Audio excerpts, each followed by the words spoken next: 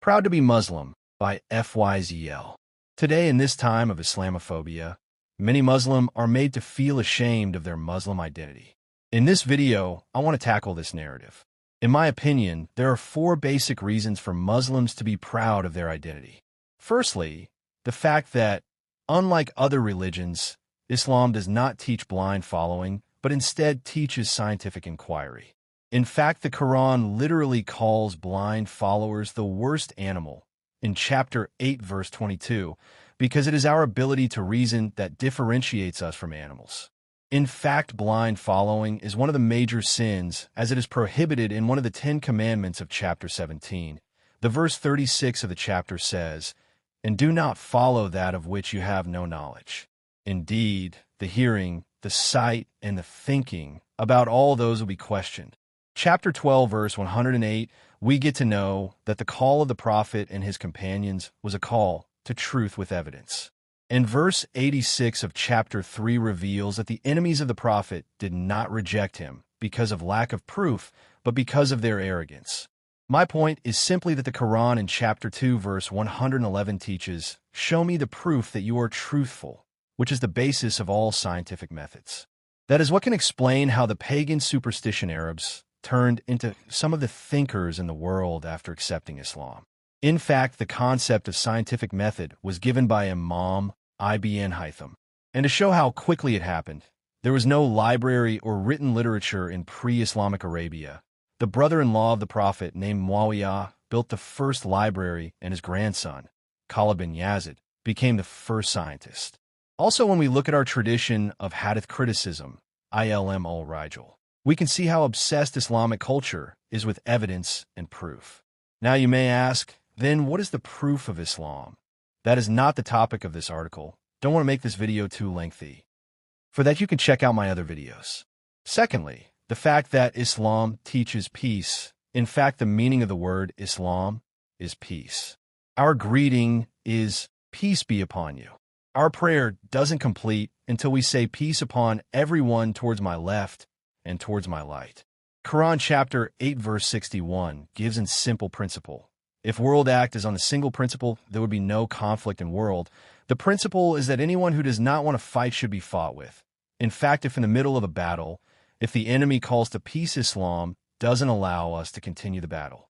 Chapter 5 verse 16 of Quran calls Islam the way of peace. I don't know of any other religious text which says the phrase that this region is the region of peace except for Islam, that in Islamic law there is the concept of dhimma, which says that non-Muslim institutions should have state-sponsored protection under Muslim rule. In exchange, they will give an extra tax of 2 dirham, $8 per year, known as jizya.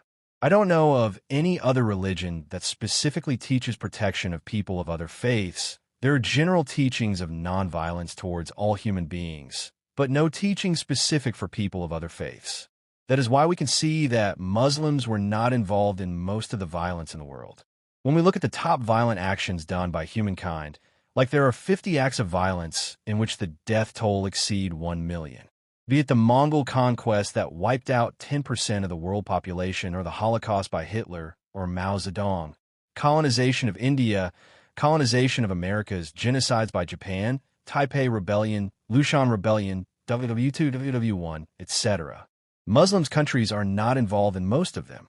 Today, 2025, there are 3 ongoing genocides: Uyghur genocides by China, Rohingya genocide by Myanmar, and Gaza genocides by Israel.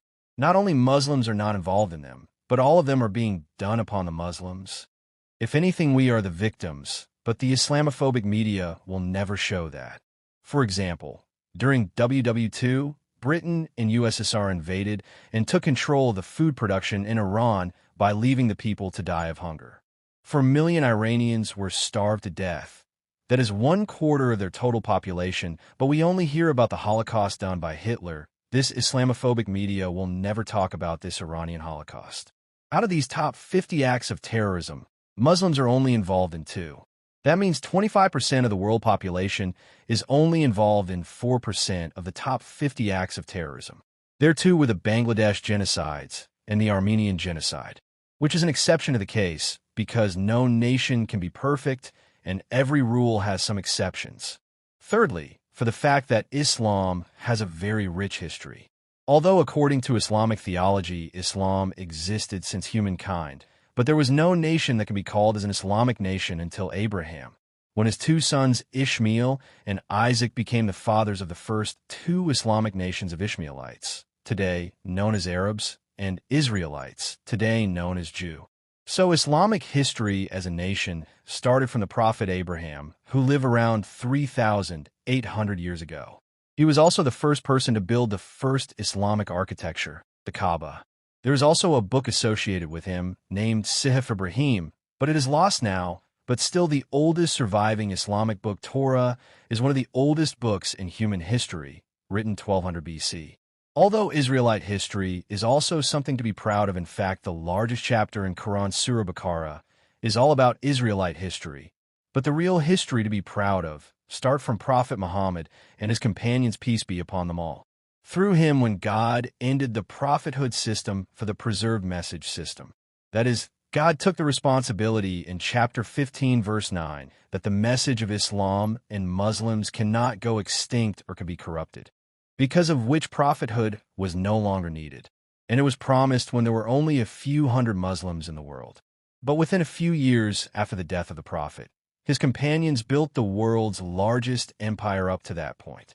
To put in perspective, in the year 700 CE, the most powerful nation in the world was the Islamic Umayyad Caliphate, which had 25% of world population and 25% of world GDP. And this dominance lasted more than for 1,000 years. In the year 1700, the most powerful nation on earth was the Mughal Empire, which again held 25% of world GDP and population.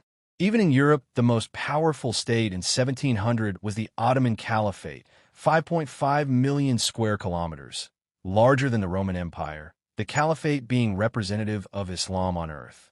In fact, the largest city in Europe in 1700 was Istanbul, which was the seat of Islamic Caliphate for 400 years. Not only were Muslims in Europe powerful, but also very progressive. The Jewish people were persecuted all over in Europe, especially during Crusaders, when the Pope declared that Jews are murderers of Christ. It was genocidal level persecution of Jews by Christians. It was Islamic Kingdom of Spain that gave Jewish people a safe place to live and flourish. Some of their great scholars came from there, which is not surprising because it had some of the best libraries in Europe, like the Library of Cordoba, which was the largest library in Europe in the 10th century. In fact, the Christian Emperor Justinian had banned teaching of ancient Greek philosophy, calling it non-Christian. Europe had long forgotten the ancient Greek philosophy. It was the Muslims of Spain that preserved those texts, especially Imam Ibn Rushd. But in 1492, the Christians conquered Spain from Muslims, and Jewish people were given the option between converting to Christianity or death. It was the Ottoman Caliphate that took in Jews from Spain, giving them a new homeland.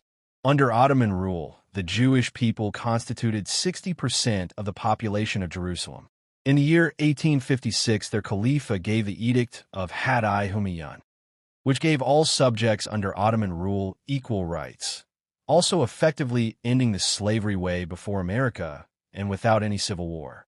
For reference, it was 2 years later in 1858 that non-Christians were given equal rights in the British Empire. So as we can see that not only is Islamic history very ancient, but also very influential, ruling the world for more than 1,000 years, but also very progressive. Fourthly, Muslims have given a lot to the world and to humanity. For example, Jabir bin Hayyan is known as the father of chemistry. Al-Jazari is known as father of robotics. Al-Khwarizmi as father of algebra and algorithm. Ibn Sina as father of medicine. Al-Zarawi as father of surgery. In fact, the concept of hospitals was given by Khalifa Harun Rashid, who among others even established a mental hospital in the time when mental illness was considered devil possession in the West. The first true university in the world was the University of Kairouan, which was established by a Muslim woman named Fatima Al-Fari. In fact, Muslims gave the world an educational revolution. In earlier times, people used to write on either leather, which was very expensive, or parchment, which only lasted a few years. Paper was something that revolutionized their record-keeping and scholarly activities. Paper was invented by China, but they never used it for academic purposes. It was a Muslim Khalifa al-Mansur who fought with China to get the technology of paper making and uses for printing books. In fact, he built the world's largest library in Baghdad, known as House of Wisdom, which it claimed to hold the world's all known books, because of which a lot of ancient knowledge was preserved that would have been otherwise lost. The fact is that ancient Greek philosophy was forgotten in Europe. It was Imam Ibn Rashid that reintroduced the ancient Greek philosophy to Europe. In short, there are two main categories of human knowledge, social sciences, that include history, geography, politics, and natural sciences, that include chemistry, biology, physics. In the field of natural sciences, Imam Ibn Haytham is known as the father of optics. He is the one that invented camera, lens, glasses, explained reflection and refraction. And he is known as the world's first true scientist because he is the first one to give the concept of scientific method. And in the field of social sciences, Imam Ibn Khaldun is known as the father of historiography, father of sociology, father of economy, the world's first true historian because he gave the concept of historical method, or sometimes he is called as the father of social science as a whole. So, be proud of calling yourself a Muslim, because you are not a blind follower, you are not involved in most of the violence in the world, you ruled for over 1,000 years, and without you the world would not have get this amount of development.